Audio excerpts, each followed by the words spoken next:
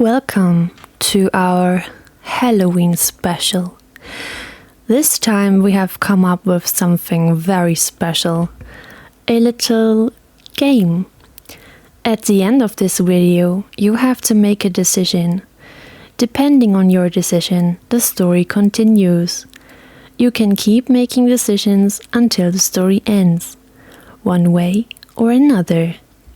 There are 8 endings in total. You decide how the story goes.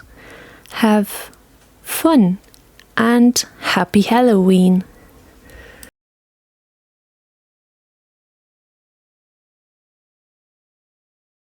It is a cold, windy evening. You shiver and snuggle into your warm coat as a few falling leaves from the surrounding trees pass you by. The wind caresses the cornfields to your right, singing an eerie song that heralds the night. Alongside the rush of air, you hear the sound of church tower bells chiming a full hour and the rumble of your wagon's wooden tires. The horse pulling the cart snorts, and you hear the clatter of its hooves on the flat, earthy path covered with pebbles. Every now and then you pass shabby huts, ruins of former buildings, and dilapidated houses, the number of which increases steadily as you get closer to your destination, Archdorf. You are a merchant and are already looking forward to the payoff, when you can exchange your goods for money right away. It has taken you a day's journey to get to this place, but now, at a small crossroads, you finally make your way inside the village, where you are about to meet your customer. While you are still thinking about investing the money you have earned in goods from Archdorf and selling them in your homeland, the last pale shining chroma stars in the sky pass the border of the horizon, leaving only a pitch-dark, cold night behind. It's a good thing you remembered to light a small chroma lamp on your wagon, but you won't need it for long, because inside the village, chroma lanterns light up the main road you're driving on. You are jolted out of your thoughts when the tires bump over a large stone and you rub your butt, which hurts slightly from the rumbling. You have been sitting on the not exactly soft wooden bench of your wagon all day, and now this.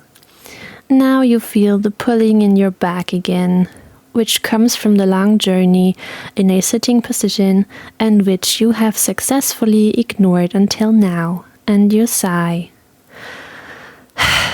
I'm almost there. You cheer yourself up in your thoughts and your mood lifts a little. Just think of the money. With the money you've earned, your family, who are waiting for you at home, could buy a few days' food again. The thought of your loved ones warms your heart and you smile while thinking of a funny event with them that happened 2 days ago. When you are only a few meters away from your destination, a goods shed in the eastern part of the village, you notice some shady characters around you in the darker alleys, and you notice that there are only a few people left on the main street. You remember that you are now in Archdorf, a village with a fairly high crime rate, of which you have read reports of crimes in the newspapers from time to time, and you look more closely. To your left, in an alley about 5 meters away from you, there seems to be a drug deal going on, while to your right, 3 men in rags smoke their cigarettes and watch you. You have already been robbed once, and only escaped with your life because a couple of knights happened to cross your path and took care of the robbers. Your instinct tells you that these men might also be after your goods, but you dismiss the idea, because you are in the middle of the village, on a lit main street, where there are still some villagers on the way who could call for help.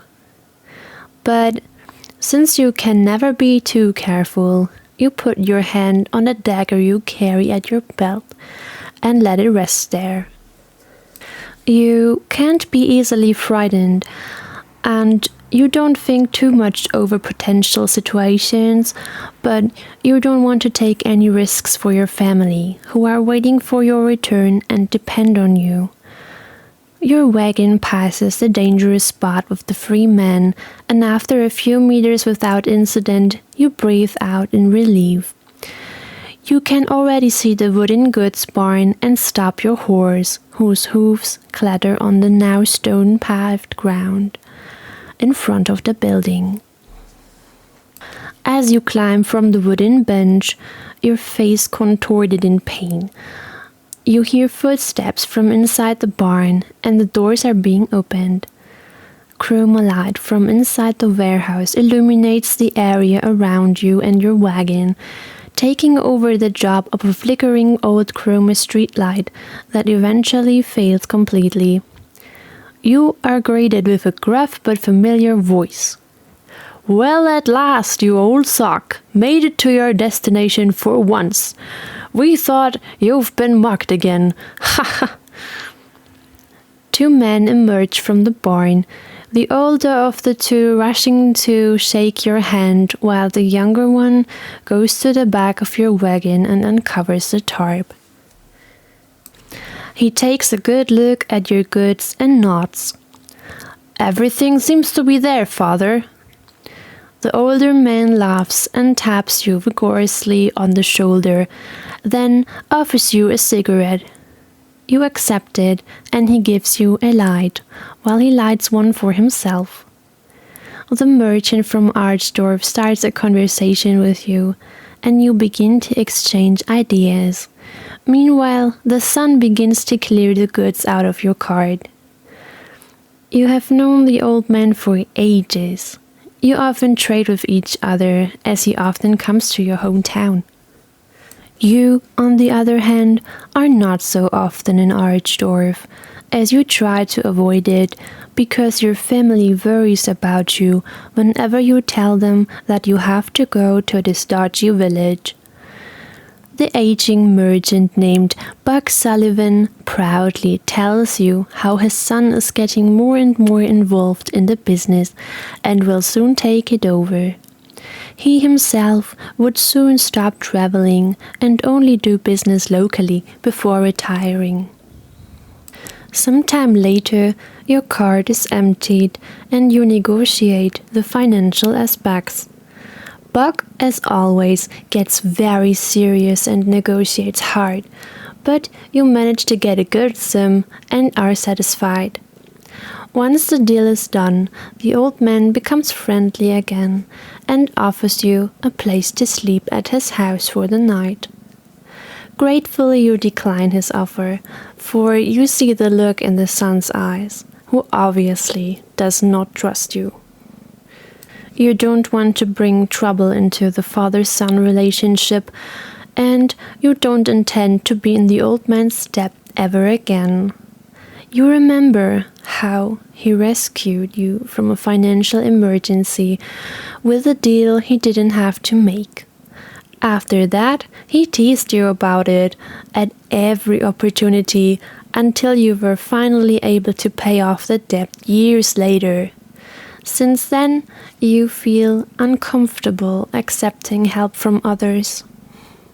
The merchant from Archdorf looks thoughtful, looking first at you, then at the street to his right and left. In the meantime, his son turns off the chroma lamps in the goods barn and closes the doors before locking them.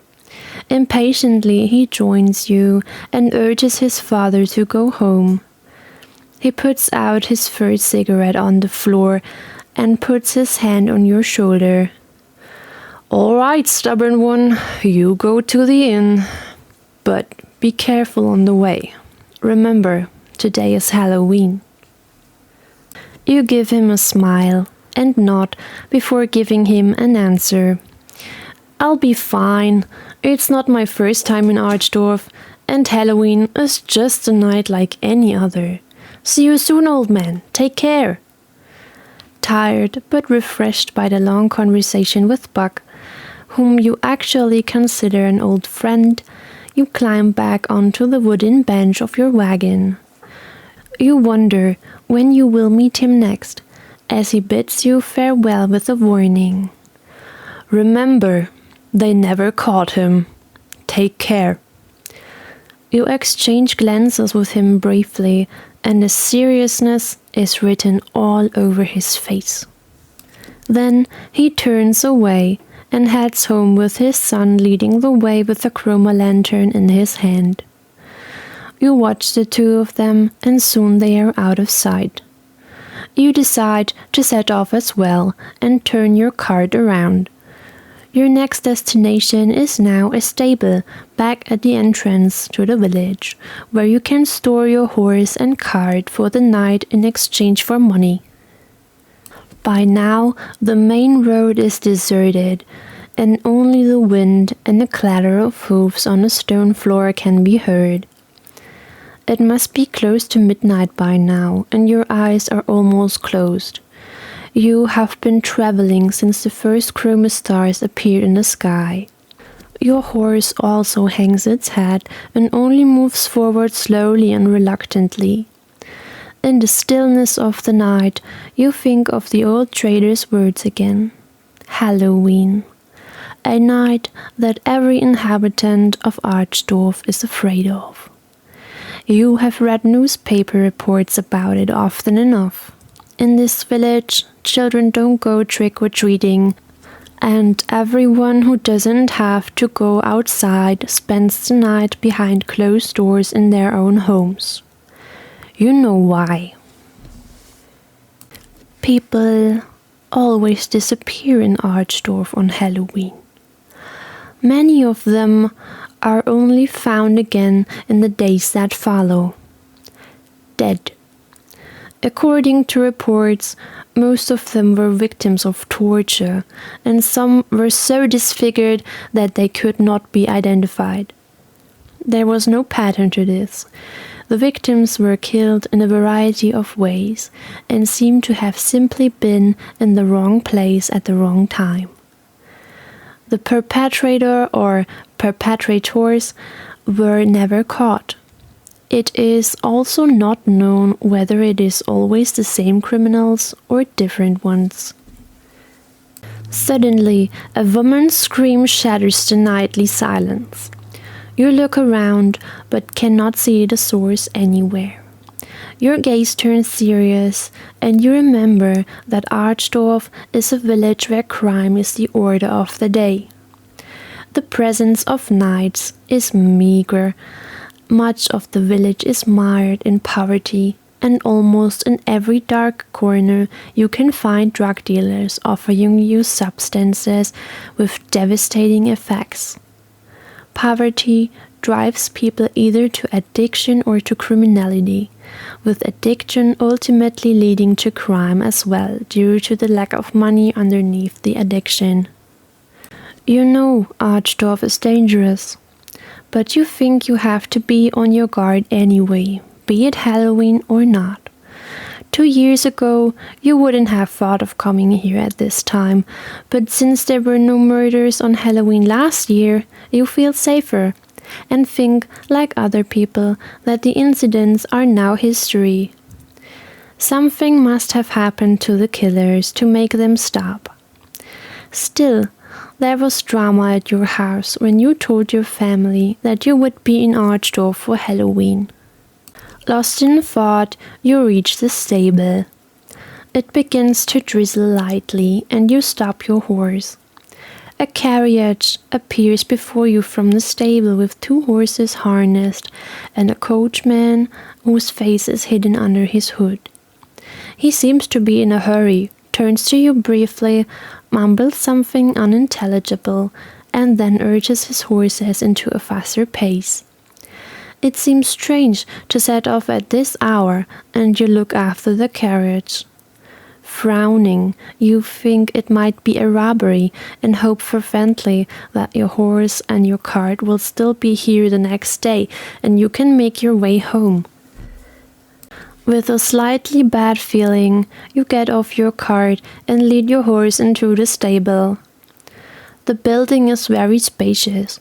You hear contented snorting from some of the stables and the sound of teeth nibbling on hay. As soon as you enter with your four-legged companion, to which the cart is still attached, a stable boy approaches you. He asks you if you want to put your horse here for the night. You smile at him and nod, and both of you start unhitching the horse from the cart.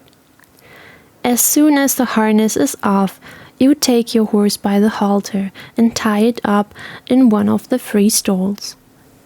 The animal snorts and starts eating hay, while the stable boy parks your cart in a free corner. You pat your four-legged partner on the neck in goodwill and go to the young man to pay him. Without thinking, you allow yourself a joke as you dig the money out of your pocket.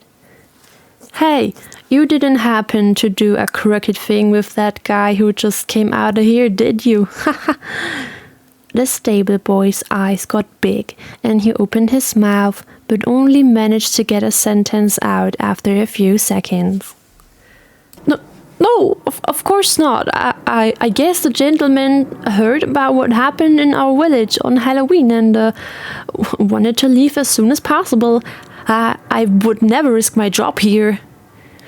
You raise an eyebrow, not quite sure if you have caught the boy out or if he was just very surprised by your accusation.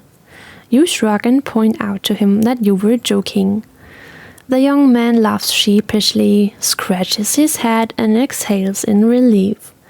You hand him the money and leave the stable. The cold air of the night finds its way into your lungs, and your ears hear the sound of the tower bells again. You look up at the illuminated church in the middle of the village. It reminds you of your childhood, when you had to go to the holy place every Sunday to pray. Your father was a knight, and therefore a strict believer. But you think the God of Light is just an old legend. But you had to keep that to yourself, otherwise there would have been trouble. The man who has already died always wanted you to become a knight as well. But you were gripped by wanderlust, and negotiating brings you joy. So you stood your ground and pushed through your goal of becoming a merchant. You wonder if anyone in this village goes to church at all, when an icy, strong wind makes you shiver. The drizzle gets stronger and slowly wets your hair and coat. In addition, your tiredness returns and you realize how hungry you are. Annoyed by these circumstances, you want to get to the inn as quickly as possible.